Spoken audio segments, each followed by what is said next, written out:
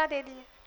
लेकिन नहीं, वो तो सब बोले हमारे साथ अन्याय हुआ है, नीति हुई है और सेठ ने ऐसा किया है और हमने इतनी मेहनत की है। शोका कुला सदा रुष्टा। जो व्यक्ति दूसरों को देखता है वो हमेशा परेशान रहता है, इसलिए दूसरों को देखने की आदत छोड़ देना चाहिए। दूसरों को क्या मिला, परिस्थितियों को समझना और परिस्थितियों के अनुसार निर्णय लेना, ये तो शुभ लेस्या में ही संभव है। अशुभ लेस्या के परिणाम चलेंगे तो उसका विवेक, उसका बुद्धि, उसका ज्ञान काम कर सकता नहीं। तो इस प्रकार से शोकाकुल रहने की जो आदत होती है, शोकाकुल रहने का जो स्वभाव होता है, हमेशा शोक निमग्न रहने की आदतें, ये आदतें इंसान को अंदर अंदर से खोखला बना देती है।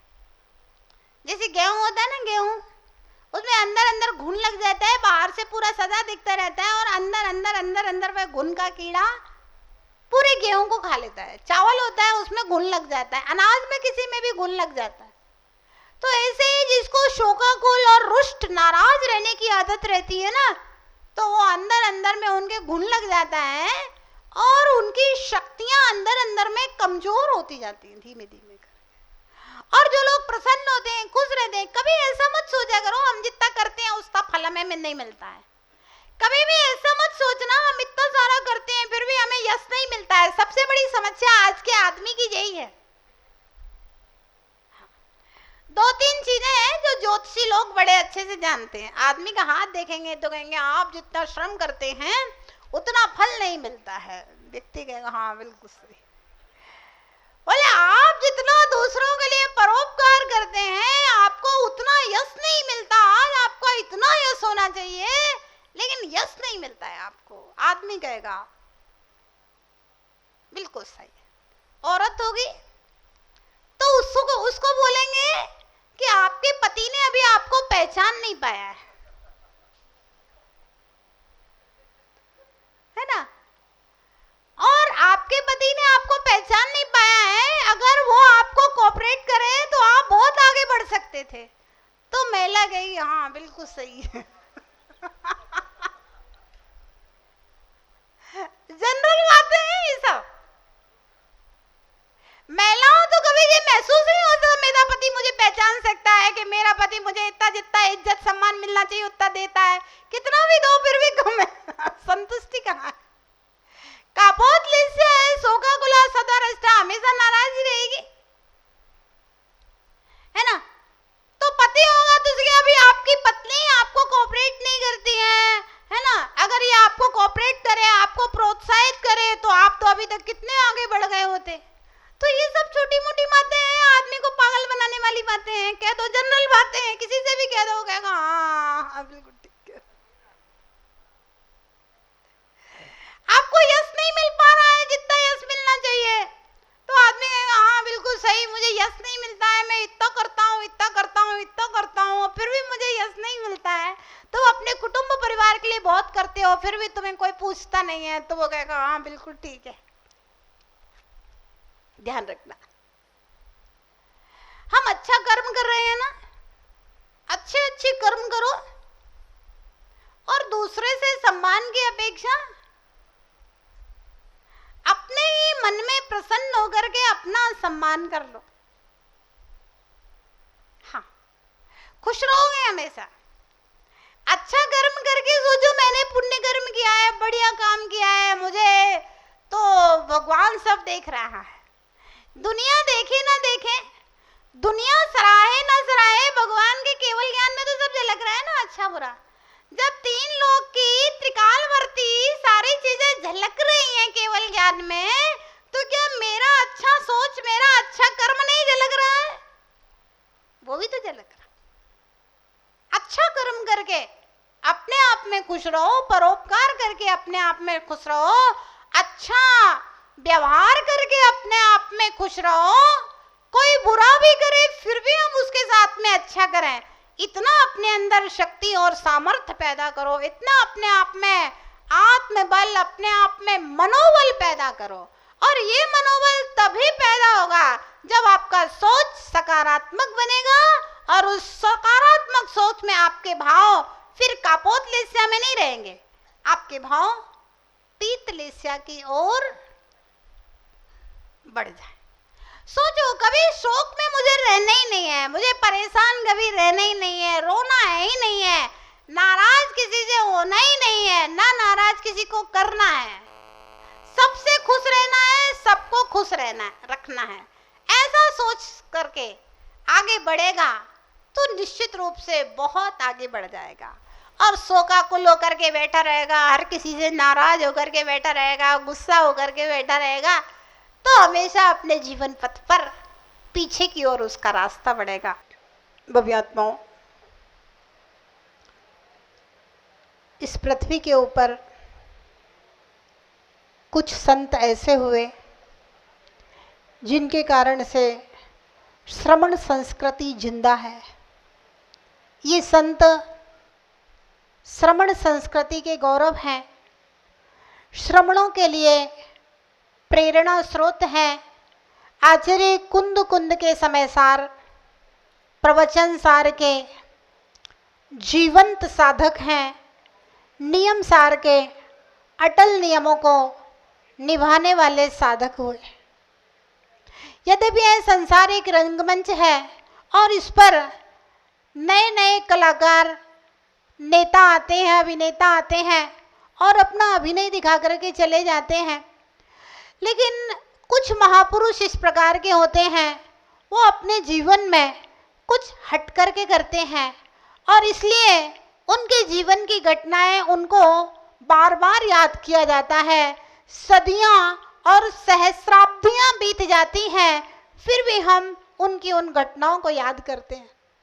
भव्यात्माओं, आज का यह रक्षाबंधन पर्व, वात्सल्य पर्व, श्रमण रक्षा का पर्व, वात्सल्य और प्रेम को अपने दामन में संजो करके आता है और वात्सल्य और प्रेम घर, परिवार, समाज, राष्ट्र और देश में बिखेर करके, फैला करके चला जाता है।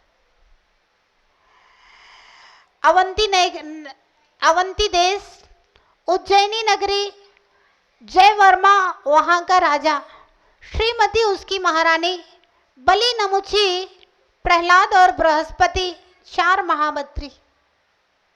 उज्जैनी नगरी के उद्यान में अकंपन आदि 700 महामुनिराजों का आगमन होता है। प्रातःकाल की बेला में राजा श्रीवर्मा अपने राजमहल की छत के ऊपर खड़े हुए थे और देख रहे थे ये प्रजाजन हाथों में अष्टद्रव्य की थालियां लेकर के कहाँ जा रहे हैं। जैसे पर्युषण का पर्व आता है तो लोग पीले कपड़े पहन करके, श्वेत वस्त्र पहन करके आते हैं, तो अजैनों को लगता है कि जैन समाज का पर्युषण आ गया। राजा श्रीवर्मा देख रहे थे ये पीत वस्त्र और श्वेत वस्त्र में अष्टद्रव्य की थालियां लेकर के लोग कहाँ जा रहे हैं। अभी तो कोई त्योहार का समय नहीं है, कोई पर्युषण पर्व का समय नहीं है। मंत्रियों से आश्चर्यचकित होकर के पूछा कि महामंत्री, ये सब नगरवासी कहाँ पर जा रहे हैं। मंत्री ने कहा, महाराज, सुना है कि हमारे नगर के उद्यान में कोई नंगे महामुनिराजों का समूह आया हुआ है और वे अपने पास मात्र पिछी कमंडल के अलावा कुछ भी नहीं रखते हैं, वस्त्र भी नहीं पहनते हैं, खाने पीने का और रहने का भी उनके पास कोई इंतजाम नहीं है और निरंतर ज्ञान, ध्यान, तप में लीन रहा करते हैं। श्री वर्मा ने कहा कि महामंत्री, ये तो हमारे नगर के लिए, हमारे लिए परम सौभाग्य की बात है कि कुआं स्वयं चलकर प्यासे तक आया है। हमारे नगर में 700 महामुनिराजों का विशाल संघ आया है। भव्यात्माओं, विचार करो, 700 मुनि एक साथ जिस उपवन में बैठे होंगे, क्या होगा वहां का दृश्य। आज के समय में तो 700 मुनि एक साथ मुझे लगता है देखने को नहीं मिलेंगे। गौमटेश्वर में भी थे तो लगभग 500 साधु थे, उसमें आरिकाएं, छुल्लिका सब मिला करके थे।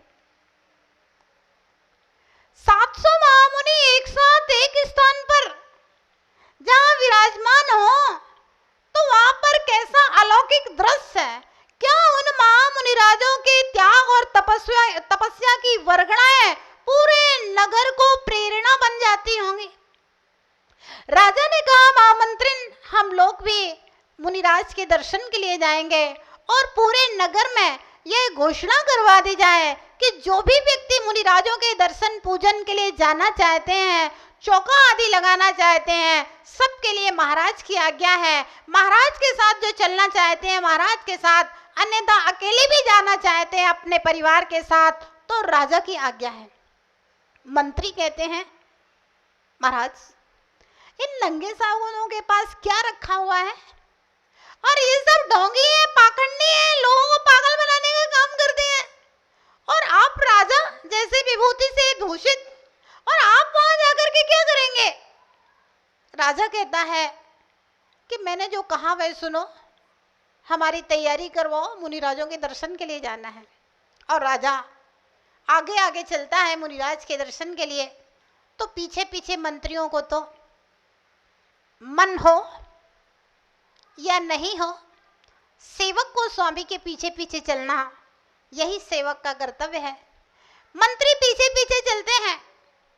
आचार्य अकंपन स्वामी शायद निमित्त गानी रहे होंगे और उन्होंने अपने ज्ञान से अनुमान लगाया कि इस उज्जैनी नगरी के हाव भाव कुछ ठीक नहीं लग रहे हैं, कुछ अनहोनी की आशंका लग रही है। और उन्होंने अपने ज्ञान से जाना कि होना हो कि यहाँ का राजा तो धार्मिक है, धर्मपरायण है, लेकिन मंत्री हैं वे जिन धर्म के द्वेषी हैं। और नीति शास्त्रों में लिखा हुआ है, अगर राजा धर्मात्मा हो और मंत्री द्वेषी हो तो ऐसे स्थान पर नहीं रहना चाहिए, कभी भी संकट आ सकता है। आचार्य भगवान अकंपन स्वामी ने संघ के ऊपर कोई उपद्रव की आशंका जानकर संपूर्ण शिष्यों को बुलाया और शिष्यों को आज्ञा दी कि राजा और मंत्री अथवा नगर निवासी कोई भी व्यक्ति संघ के दर्शनार्थ आएगा तो उस समय सभी लोग शांति पूर्वक या तो अपना स्वाध्याय करेंगे या फिर आंख बंद करके जाप करेंगे, ध्यान करेंगे, चिंतन करेंगे, जो भी करना है अपनी क्रिया करेंगे। कोई भी व्यक्ति किसी भी शख्स को आंख उठा करके नहीं देखेगा, ना किसी प्रकार की कोई वार्तालाप करेगा और ना ही कोई किसी को आशीर्वाद देगा। आचार्य भगवान की आज्ञा, सभी शिष्यों ने जिनेंद्र भगवान की आज्ञा की तरह मस्तक पर शिरोधार्य की। भव्यात्माओं, वे चौथे काल के संत थे। गुरु जी ने जो आज्ञा दे दी, किसी प्रकार का तर्क वितर्क नहीं किया।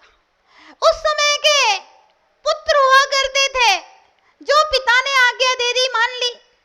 पूरा संघ 700 शिष्यों ने किसी ने भी तर्क वितर्क नहीं किया कि महाराज क्या होगा देख लेंगे, हम लोग भी तो इतने बड़े ज्ञानी हैं। नहीं, कुछ नहीं। गुरु आज्ञा का पालन करके सभी शिष्य अपने अपने ज्ञान ध्यान तप में लग गए। राजा मंत्री प्रजाजन सहित दर्शनार्थ पधारे। किसी भी मुनि ने न उनकी ओर देखा, न आशीर्वाद किया, न वार्तालाप किया, आप कौन हैं, कहां से आए हैं, कुछ नहीं, किसी भी प्रकार का। यहाँ तक कि आचार्य महाराज ने भी किसी को नहीं देखा, वे अपने ध्यान में विराजमान हो गए। राजा दर्शन करके बहुत प्रभावित हुआ। ओहो, इतनी महान तपस्या है कि राजा दर्शन करने आए, फिर भी कोई विकल्प नहीं, फिर भी देखा नहीं, इतने ध्यान में तप में अपने में लीन है। ऐसे महामुनि राजों का तप हुआ करता है। वापस लौटने लगे। मंत्रियों ने कहा, देखा महाराज कितने अहंकारी हैं, लोक व्यवहार भी नहीं जानते। राजा आया है तो अगर आशीर्वाद दे देते तो क्या हम इनकी तपस्या को हरण कर लेते? क्या इनका कुछ बिगड़ जाता आशीर्वाद दे देते? लोक व्यवहार भी नहीं जानते हैं। और मुझे तो ये लगता है कि एकदम मूर्ख है, एकदम मूर्ख।